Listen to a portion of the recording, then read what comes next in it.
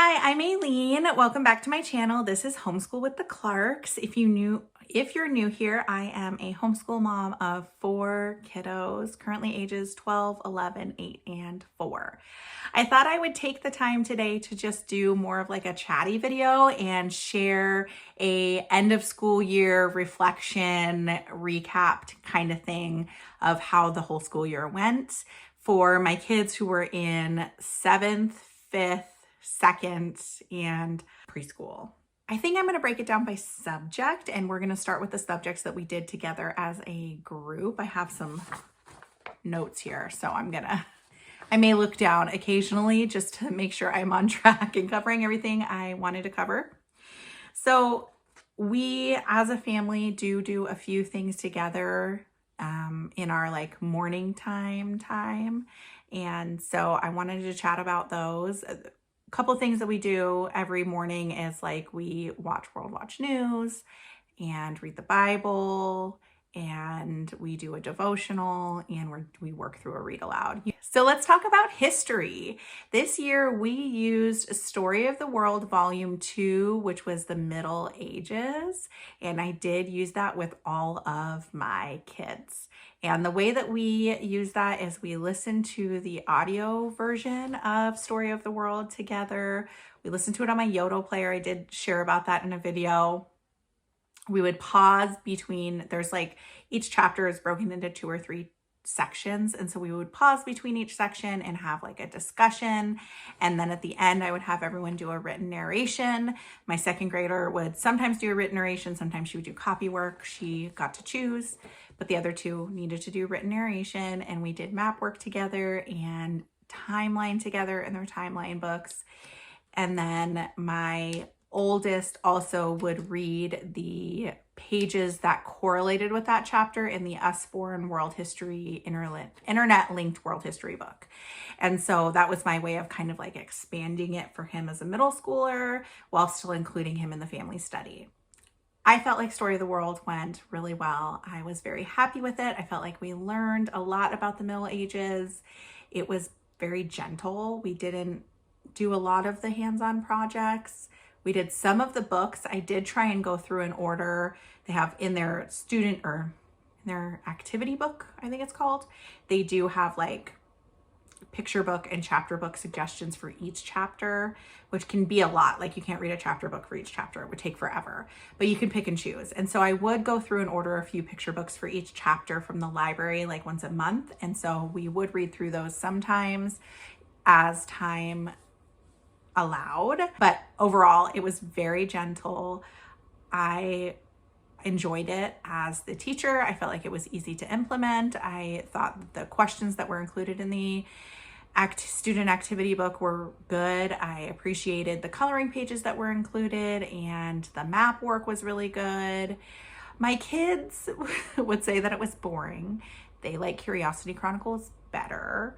That's what they would say as far as the audiobook part. But I'm sticking with Curiosity Chronicles was good too, but I'm sticking with my choice that Story of the World was going to be a better fit for our family. I was really happy with it, and I'm glad that we did it. I did have like a large stack of read alouds that I chose based on the like activity book suggestions that I purchased at the beginning of the year. We did not get to all of them, but we did reach some of them, and they were good. And I felt like they also added into the learning by doing those read alouds as well. So for part of the year, we had like a history read aloud and our like core read aloud, but probably like 2/3 of the way through the school year, that ended up just being like, I think the last history read aloud we did was A Single Shard, which was fantastic. But then that was it. No, actually we read Who Was William Shakespeare. That was the last one. So we did those, and then we just kind of cut back and just did our regular family literature read aloud, which we've been reading the Wilder King series. So we were reading those. Overall, I feel like history was a success. It went well, even if my kids thought that the narrator was boring. They still learned. We still had good discussions, and it wasn't overwhelming for me or for them. For science, I am definitely like, I lean towards like science unit studies more than like covering one science topic for the entire year. Kind of learned that about myself with trial and error over the years. So we ended up covering 4 science unit studies this year. The first one, we actually started it at the tail end of the year before. That was Weather and Natural Disasters by the Waldock Way, and we loved it. Her unit studies are fantastic. I would keep using them, but we've done them all. So maybe I'll reuse them again when my youngest is older, but for now it's kind of like we've done them all, and so we needed to move on to something else, but we love them. Specifically, my kids love her video selections. So she always has a QR code to a like a playlist on YouTube of videos for that day's selection, and they love them. It's their like highlights. We would do that like during morning time, and then we would like kind of move on to doing other things for science that go with it. And so they really, really loved that. When we finished that unit, we moved on to using the Good and the Beautiful unit studies.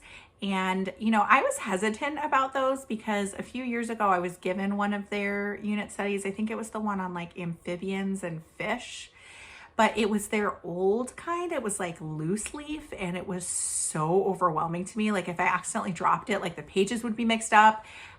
It was so overwhelming to me. I ended up giving it to someone else and never using it because I just couldn't, it was too much.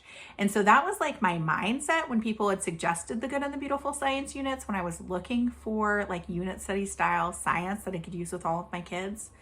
But I ended up watching some flip throughs here on YouTube and realized that they had changed their science, and I loved it for myself as a homeschool teacher. It was like so easy to implement. It was, you have a teacher manual for the unit. It's scripted. It tells you like, okay, these are the supplies you're going to need. Almost all of the supplies we have had on hand, or it was like easy stuff to get. Like maybe I needed some new Play-Doh or something, like vinegar, whatever. But I had most of the supplies, so that was helpful. And so it allowed us to be able to do some hands-on experiments and demonstrations, but it wasn't like buying, you know, spending hundreds of dollars on supplies, which I appreciated. Like I said, it was scripted, which is also really helpful for me. I'm not super sciencey, and so when I can have it scripted, that really helps me to feel confident in teaching them. And then there were separate workbooks for each kid, and so my second grader did do the 3rd to 6th grade workbook, and she was totally fine with that. She loves science, so it was like right up her alley. She was able to do everything. And then they have like a middle school one, and the middle school one, there's like a tiny bit more writing on some of the workbook pages. Like it's sometimes there would be like the girls would have to like draw a line from like the word to the definition or whatever, like do matching, and he would have to like write it in. But the biggest difference is there were extension activities after every lesson where he would have to read a page on something and then do some type of writing assignment. For example, on the lesson on nutrition, he had to read about diabetes and then do like a Venn diagram. So I appreciated that. I thought it was really good for middle school. They don't have an extension for high school, unfortunately. So I think at that point you would need to do a separate high school science. But if you have elementary and middle school, I think it's fantastic. For most of their units, they do have activity books. They say they're for kindergarten to 2nd grade. And if you watched my video on the Good and the Beautiful science, you know, I was like, I don't love them. I have gotten used to them. I do like them now more. It's basically like it really is an activity book. It's like coloring pages and matching and things like that. It's definitely like kindergarten, preschool, maybe 1st grade. But if they're able to read and write for the most part, then they should do the older level. That's my opinion. So like I said, my 2nd grader did the workbook and she was fine. And I do think that there's ways that you can help, like you could scribe for them. I just think that academically, the actual like elementary journal workbooks are better. So keep that in mind. The activity books are great for little kids to make them feel included. Like my daughter wants to sit at the table and do science with us. And so she's listening, and then she has something to color. Like that's basically what it is. She has something to color. So just keep that in mind if you are ordering those. Okay, so going back to, I went on a little tangent there, I'm sorry. Our next science unit, we did geology from The Good and the Beautiful, and everybody loved it. It came with like a rock and mineral set, which my kids thought was really cool. They loved when we got to bring it out and explore the different rocks and minerals. I don't remember ever learning about geology in school, so I like didn't know any of this stuff. So it was fun for me to learn as well. They did have some videos. They are on the drier side, like they're not as fun as some of like the YouTube videos my kids were used to with the Waldock Way. The guy has like a British accent and he speaks really slowly, but I felt like they were good quality. They learned things from the videos, so I wouldn't skip the videos. They're good. They learned good stuff from them. So we did that, and then at the end of the geology unit, we went on a field trip to our local rock shop, and that was really cool. And it was like a really cool way to like end the unit. So we did those two in the first half of the year. And then after, we did like some Christmas school stuff. And then in January, we started our third science unit, which was also from The Good and the Beautiful. It was health and the human body. So that one went over some like organs, body systems, but then offered like some nutrition type stuff. It had really cool things that we did. Like we had to like talk about like, things that you inherit from your parents. I'm drawing a blank on what the word is, but maybe I'll put it in the video. I don't know. But like what you inherit from your family is like genes. And so it talked about that, like different things that you can like do with your tongue. Like we had to like get in front of a mirror and like, can you do this? Can you do this? You got this from this parent. And then like talking about eye color and whether your earlobes are attached or not, like things that I would have like never had discussion with my kids about, but it was like really meaningful to them and they really like it stuck with them. Like they still talk about it. So I thought that was a really good introduction, right? Like as they get older, high school, college, they're going to dig deeper into these subjects, but it's a really good introduction. And that's what I like about these units. It's like we're touching on it. If we want to dig deeper and go down a rabbit trail, we can. Otherwise, we can just move on to the next lesson. So that one was a really good unit as well. I have one kiddo who's a little squeamish and doesn't like anything having to do with organs, but the like nutrition and the genes one, she loved. She loved those ones. So, and she liked the other units that we did from them. So my kids overall really like these units. The last unit we did, we just wrapped it up at the end of the school year, was space, also from The Good and the Beautiful. With this one, we did do space a few years ago with the Waldock Way. So I still had that unit. So what I ended up doing, because the kids at this point had reminded me like, hey, we really miss the videos we used to watch for science. So I appreciated that it was a different unit, even though we had already covered space, because they kind of taught things in a different way and covered different things. But then we were also able to bring in those videos during morning time and they got to watch and experience those videos again. And it had been a few years, so they enjoyed them. And so we did that whole unit. And then at the end, and it was kind of like end of school year project, but also end of science unit project, I had all of my kids do a poster board presentation about space, but they all like got to pick a subject within space. So one kid did Mars, one kid picked black holes, and I had them write a paper, like write a summary or something. I wasn't super strict on my expectations. I was just like, I want you to write about this, type it up, put it on the poster board. So they all wrote about it. They all did a piece of artwork that correlated with what their report, and then they all printed out photos that correlated with the report. And then they put it on a poster board and they decorated their poster board and then they presented it to the family. And I felt like that was like a really good way to conclude the school year. And they love that kind of thing. They love being able to do reports and present them to the family. So it was like perfect. They didn't fight me at all. I was like, go work on that. And they're like, yes, let's go work on that. So that was really good. I enjoyed all of The Good and the Beautiful science units. I think if we will continue them, I will just be more intentional with adding in more videos just because my kids enjoy that. But overall, I think that they're a really good way to introduce science topics and cover more than one science topic in a year, and also kind of be interest-based. If your kids have something they're specifically interested in, you could focus on that. So we liked them. Now that we're done talking about the family subjects that we did together, let's talk about math. I'll just start from oldest to youngest. So my 7th grader used Saxon Math 7-6 with Nicole, the math lady. This was our first year doing Saxon and our first year using Nicole, the math lady. And it was fantastic. His confidence in his ability to do math really improved. And I liked that it was a mix of like, I wanted him to write out all the problems. Did he write out all the problems? No, he likes to do them in his head, fine. But he would have to write out the answers, but then he puts them in the computer and it was like instant feedback on whether or not he got it correct or not. I thought that was really helpful instead of going through and writing all the answers, then having me check them and then maybe he got a bunch wrong. So it was like instant, which I appreciated. So I really liked the grading. Like I said, his confidence improved. And also we do homeschool with a charter school here in California. And so we're required to participate in state testing, and his test scores went up like a lot. So it was a success. It was a success, and we're going to stick with it because it was a success. So I felt like that was really good for him. For my 5th grader, she used the Good and the Beautiful Math 5, or Simply Good and Beautiful Math 5. And, you know, I like their math curriculum. I like that it's spiral.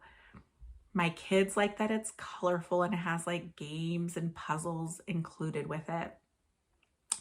But she struggled with it this year. It was hard. The video lessons were hard for her, and for her to grasp the concept with the video. And then it was like, or you could read the lesson, but that was kind of hard for her too, unless it was like a review of something she already knew. It was hard. So she really struggled. It was a struggle. And I think part of it is that 5th grade math is hard, right? It's like those concepts are hard. It's a lot of work, right? Math is hard in general. It's for a lot of people, right?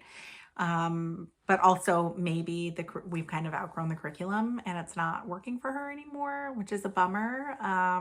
But it is what it is. That's why I reassess every year, and sometimes halfway through the year, and say, okay, is this working for us? Is it not? That's like the beauty of homeschool. It's being able to really cater the curriculum to my kids' learning styles.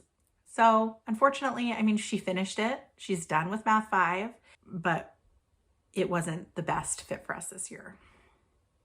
My 2nd grader finished Simply Good and Beautiful Math 2 and then started Simply Good and Beautiful Math 3. So let's talk about Math 2. Math 2 was excellent. She loved it. She loves the game. She loves the math box with all the manipulatives.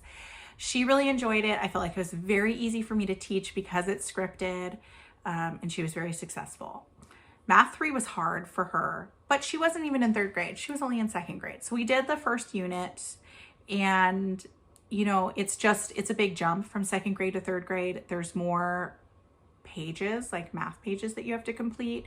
And then on top of that, they want you to be doing multiplication review.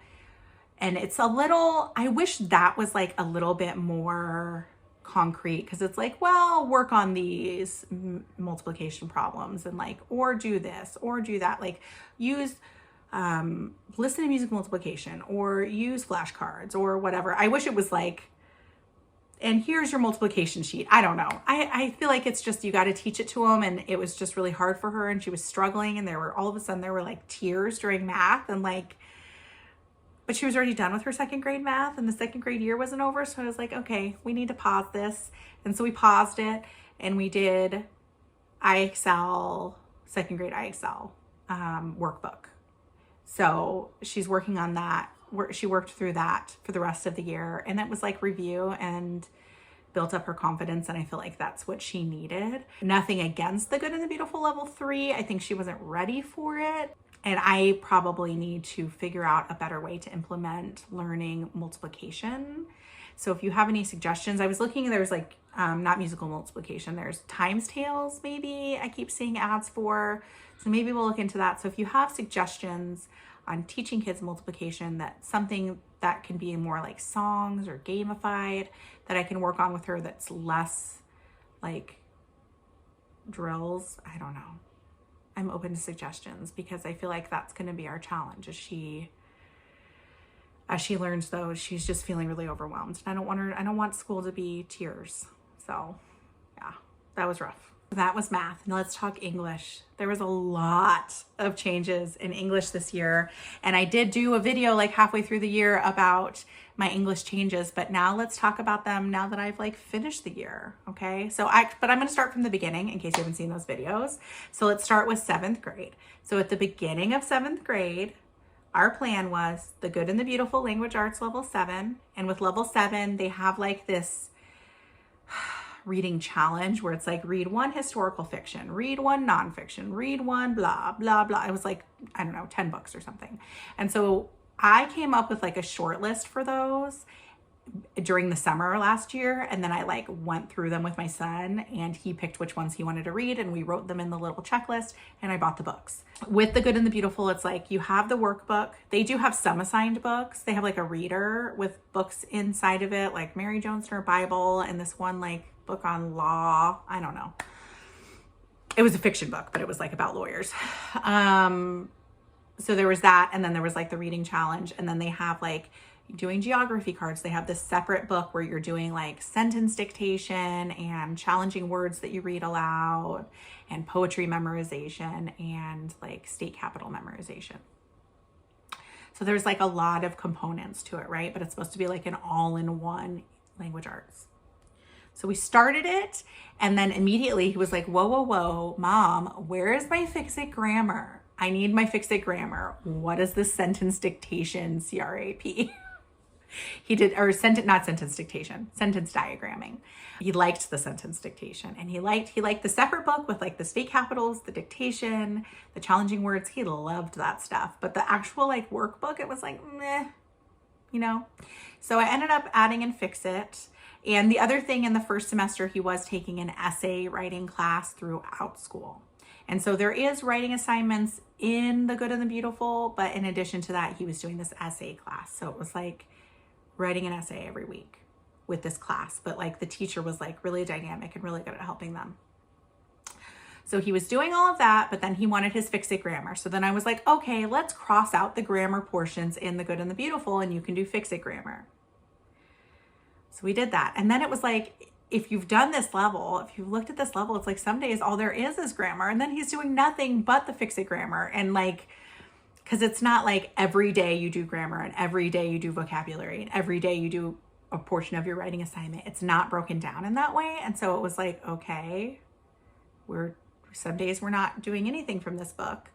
And then when his essay class ended, the new essay class for the second semester didn't work for our schedule. And so then it was like, he wasn't doing very much writing and I wasn't super happy with the writing in the Good and the Beautiful.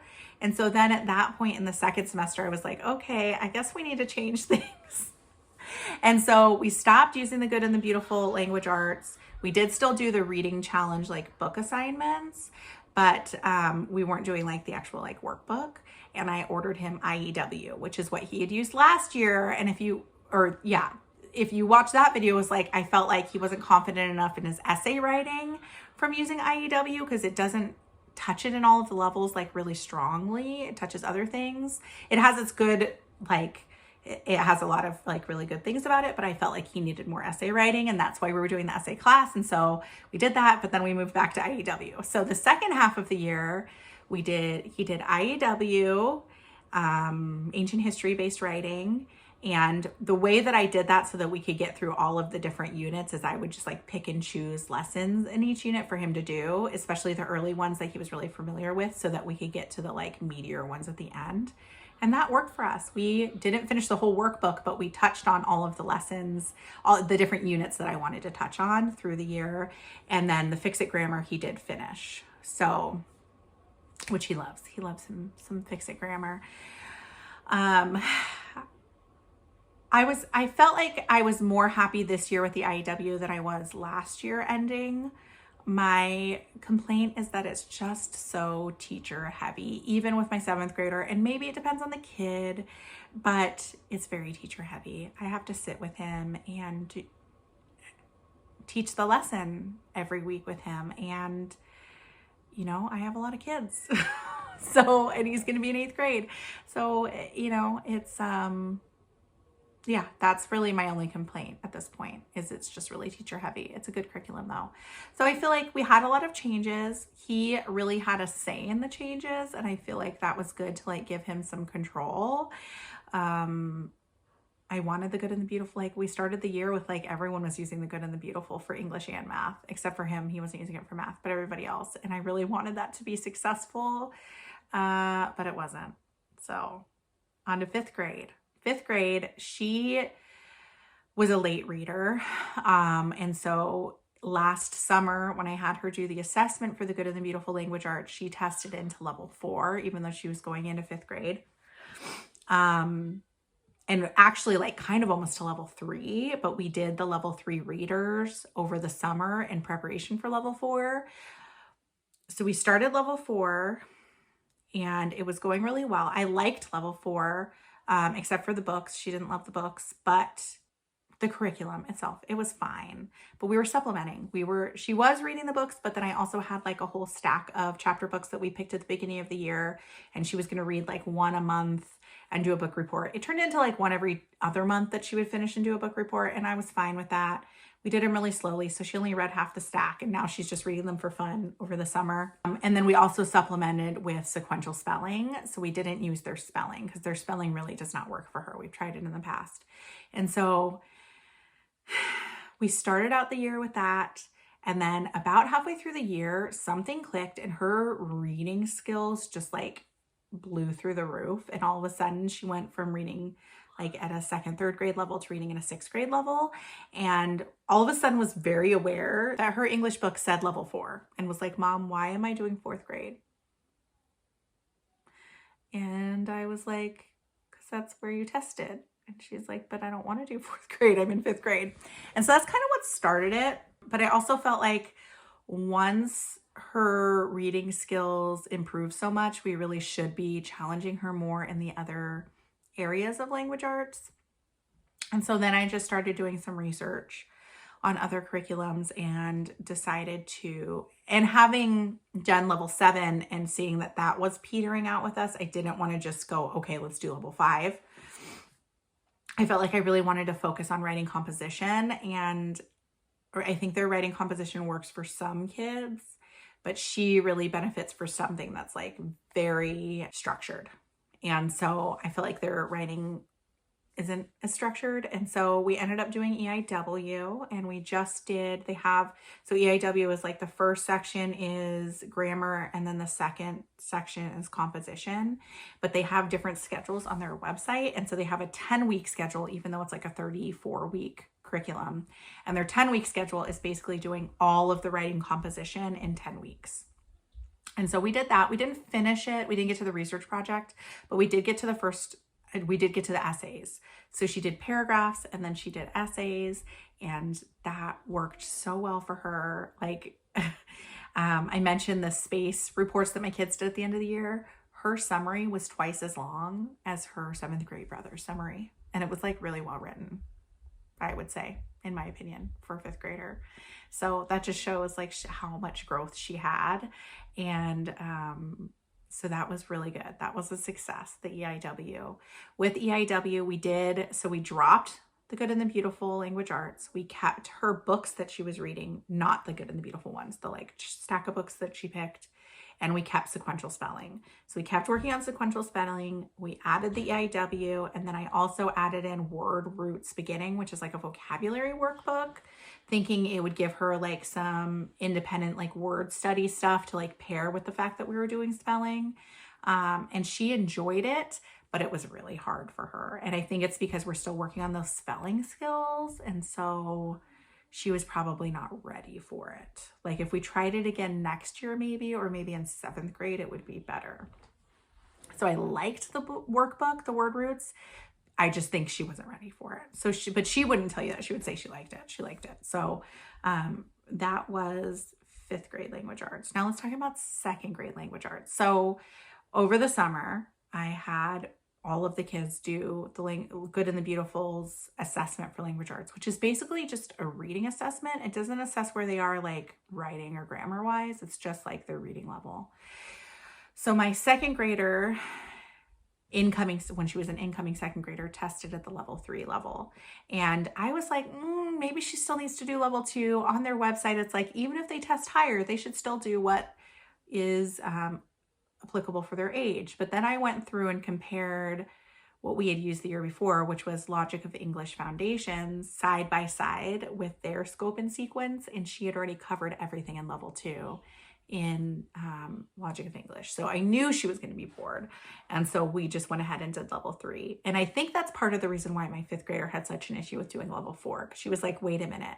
My sister's in 2nd grade and she's in level 3 and I'm in 5th grade and I'm in level 4. Like that was really hard for her, you know, like sibling rivalry kind of stuff. Anyway, so she did level 3 language arts. We did not add anything in besides the handwriting. She just did the Good and the Beautiful level 3 as is. We didn't take anything out. She did the spelling, she did the writing, she did all of it, and she loved it. It was great. It was perfect for her. I thought it was like a very successful year.